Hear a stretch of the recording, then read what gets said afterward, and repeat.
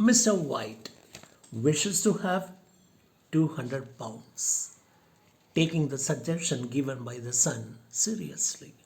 The moment he finishes wishing, there is a crash on the piano. At the same moment, Mr. White utters a cry and lets up or drop.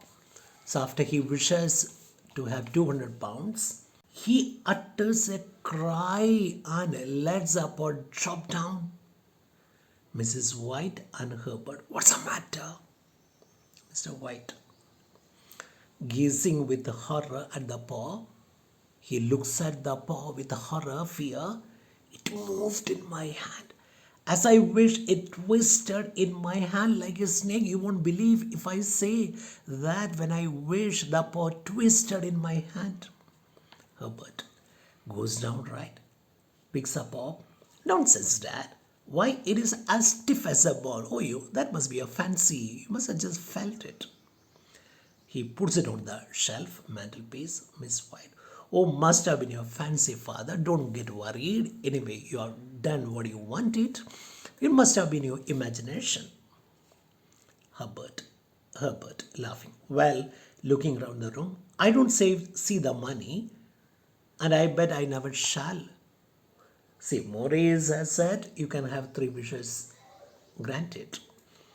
Your wish to have 200 pounds. Where is the money? I don't see the money coming in. I don't think it will come. See, it is one of the cock and bull stories of Mr. Morris. We shouldn't take it very seriously. Mr. White is feeling relieved and he said, thank God, there is no harm done. We are safe, luckily. But it gave me a shock. Herbert, it is 11:30, 11:30 now. It is time for me to go. I'm on at midnight. He goes up center, fetches coat, etc. We have had a quite enjoyable evening. We enjoyed talking about many things. We enjoyed Mr. Sergeant's company. Mrs. White, I'm off to bed. Don't be late for breakfast, Herbert. Come early, okay? Don't be late for breakfast. Herbert, I shall walk home as usual. Does me good. I shall be with you about 9. Of course, Mum. Of course, Mom. I won't be late. I'll come walking back because it will be good for me. I'll have some exercise. So I'll be here at around 9. Don't wait though. So even if I'm a bit late, don't wait for me. Miss White, you know your father never waits. I wait. But your father, when he feels hungry, he eats. Good night, Mother. He kisses her. She lights a candle on dresser, left, goes upstairs and exits. Herbert, coming to his father, right, who is sunk in thought. Good night, Dad. You'll find the cash tied up in the middle of the bed. Then once again he makes a joke about the monkey's paw, saying that anyway you have wished to have 200 pounds, father, when you get up in the morning, you will find the money tied to your bed, okay? Morning, early in the morning, get up and collect the money. Mr. White, staring, sees Herbert's hand. It moved Herbert. Mr. White can't still get over that. He says, yeah, really, I didn't tell a lie when I said moved. It really moved. Herbert, and a monkey hanging by his tail from the bedpost, watching you count the golden sovereigns. Okay, come on, why should you worry about it? It is a story, it is a cock and bull story. Why should you worry? Yes, a monkey hanging by his tail from the bedpost, watching you count the golden sovereigns. So when in the morning, when you start counting the golden sovereigns, golden coins, there will be a monkey watching from the bedpost. Okay, be careful when you count the money. Mr. White, accompanying him to the door, I wish you wouldn't joke, my boy. Now, after he wished, after the paw moved in his hand, Mr. White is a different person. Now he doesn't laugh at the monkey's paw. He is taking it very seriously and he thinks that there is something wrong. Herbert, all right, Dad. He opens the door. Lot, what weather? Good night. So he wishes father good night and goes away. He exits. The old man shakes his head. closes the door, locks it, puts the chain up, slips the lower bolt, has some difficulty with the upper bolt. Mr. White tells his wife, "Oh, that bolt has become stiff again. I must get Herbert to do something about it in the morning." He comes into the room, puts out the lamp, crosses towards steps, but is irresistibly, uncontrollably attracted towards the fireplace, sits down and stares at the fire. His expression changes. He sees something horrible in the fire. Mr. White, with an involuntary cry, a spontaneous cry, he says, "Mother, mother." Miss White, appearing at the door at the top of the steps with a candle. "What's the matter?" She comes down right center. Mr. White, mastering himself, he writes, "Nothing. I saw faces in the fire." Now, Mr. Herbert tells his wife that when he looked into the fire, he saw some faces there. Miss White, "Come along. That must be your imagination. That must be your fancy." She consoles him. She takes his arm, draws him towards the steps. He looks back, frightened, towards the fireplace as they reach the first step. He continues to be frightened. Earlier, he was frightened of the paw as it twisted in his palm. Now he's frightened because when he looked into the fire, he saw faces there. Tableau curtain. The curtain falls. Now the scene 2. Bright sunshine. That means early in the morning. It is early in the morning. The table which has been moved near the window is laid for breakfast. So breakfast is ready. The parents are waiting for the son to come. Mrs. White busy about the table. Mr. White standing in the window looking off right. The inner door is open, showing the outer door. Mr. White, "What a morning Herbert has got for walking home. Oh, the weather is very fine. The weather is very bright. I think our son will really enjoy walking in this kind of weather." Mrs. White, "What is our clock? What is the time now?" She looks at a clock on the shelf and she says, "Yeah, 9:15. So another 15 minutes to 9, 8:45. I declare he's off at 8. Yeah, he must have left the factory at 8 o'clock. I think you should be here by 9. She crosses to fire. Mr. White, "Takes him half an hour to change and wash. So he finishes his work at 8. So he needs half an hour to change and wash. And by 9 he'll be reaching home.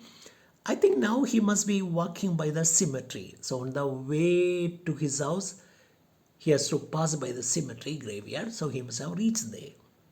Miss White, "Yeah, he'll be here in 10 minutes. Don't worry, he'll be here in another 10 minutes. Mr. White, coming to the table. What have you done for breakfast?" Miss White, "Sausages." And she says, "I have prepared sausages at the mantelpiece shelf. Why? If here isn't that dirty monkey's paw." She picks up, looks at it with a disgust, puts it back, takes sausages and dish from before fire and places them on table. Silly thing, the idea of us listening to such nonsense. So after getting up in the morning, Mrs. White overcomes her fear about the monkey's paw. She says, "I have prepared sausages." She goes to the mantelpiece shelf. She asks if there isn't that dirty monkey's paw. Yesterday or last night, we were all unnecessarily worried about the monkey's paw, the dirty thing. She picks it up, looks at it with a disgust and puts it back on the table, takes sausages and dish from before fire, places them on the table and says, "Oh, silly thing. Yesterday, last night, we wasted our time listening to such nonsense about a monkey's paw." Mr. White goes up to the window again, our sergeant major, and he yarns his story. Every day he will come here and tell us incredible stories. Oh, what stories he comes out with. I feel that every old soldier is half mad, semi mad, like our Sergeant Morris.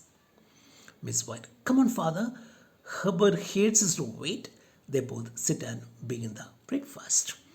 It is 9, but still there is no sign of Herbert. So mother says, see, Herbert doesn't feel happy if we wait for him. So let us start eating. He'll join us. Miss White, how could wishes be granted nowadays? I wonder how the wishes could be granted nowadays. Mr. White, been thinking about it all night, have you? Oh, you've been thinking about it all night. Miss White, you kept me away with your tossing and tumbling. You didn't fall asleep. You were very, very uncomfortable at night. That's why I couldn't get sleep. You were tossing in the bed. You were tumbling. Miss White, it was a storm. I expect how it blew. Yeah, last night there was powerful storm. It blew very hard. It blew very hard, Mr. White. I didn't hear it. I was asleep. I'm not asleep, if you know what I mean. I didn't hear the sound of the wind. I was asleep, but still I was not sleeping. I was worried, thinking about the monkey's paw. Miss White, all the rubbish about it's making you unhappy if your wish was granted. How could 200 pounds hurt you, father? Yeah, look at that fellow. He told us that when we get our wishes granted, we'll repent. So if we have asked for 200 pounds, how can 200 pounds hurt us? Unbelievable. You shouldn't believe. Mr. White, might drop on my head in a lamp, who knows? Don't see any other way. Then Mr. White jokes about by saying that, who knows, 200 pounds will drop on my head, then naturally I'll get hurt. So maybe who knows how the money will come down. It may drop on my head in a lump. Don't see any other way in which the money will come. And I would try to bear that, though mind you, Morris said it would happen so naturally that you might take it for coincidence if so disposed.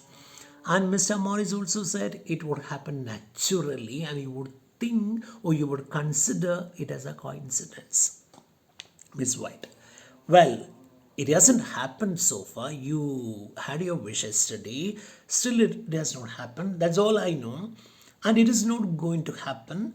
A letter is seen to drop in the letterbox. And how can you sit there and talk about it? There is a sharp postman's knock. She jumps to her feet. What's that?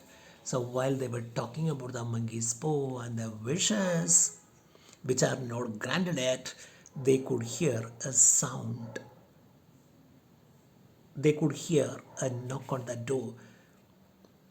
Mr. White, yeah, the postman, of course. Correct. It must be the postman. Miss White, seeing the letter from a distance in an odd whisper, he has brought you a letter, John. Yeah, I can see the postman. He has brought a letter to you. Mr. White laughing. What do you think he would bring? Tons of coals? Mr. White is laughing. He's very happy. He's overjoyed. He's asking his wife what the letter would bring. Do you think tons of calls? The letter should be bringing money. That's what he has got in his mind. Miss White. John, suppose. Mr. White. Suppose what? Miss White. Suppose it is 200 pounds. Mr. White, suppressing, controlling his excitement. Hey, here, don't talk nonsense. Why don't you go and fetch that letter? Mrs. White crosses and takes the letter out of the box. It is thick, John. Oh, the letter is thick. Feels it. It has got something crisp inside it. Looks like coins. She takes the letter to White, right center. Mr. White, who? Who is it for? Miss White, it's addressed to you. Mr. White, hand over then. Feeling and examining with ill-concealed excitement. The idea. What a superstitious old woman you are. Where are my specs? Oh, you thought it was money. Oh, come on. What a superstitious woman you are. Okay, it is something else. It looks like...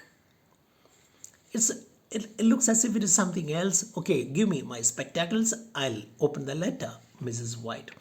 Let me open that. Mr. White. Don't you touch it. Where are my spectacles? Both are excited. Miss White. Don't let sudden wealth sour your temper, John. So Mrs. White is advising her husband not to be rude, not to be proud of having sudden wealth. Suppose the letter brings you wealth. Don't be very proud of yourself. Don't lose your calm. Don't lose your cool. Mr. White, will you find my specs? I've been asking you to get my specs. Mrs. White, taking them off the mantel. Here, Johnny. Here, as he opens a letter, take care. Don't tear the letter off. If there are bills, if there are notes, tear them. Be careful. Mr. White, tear what? If it is banknotes, be careful.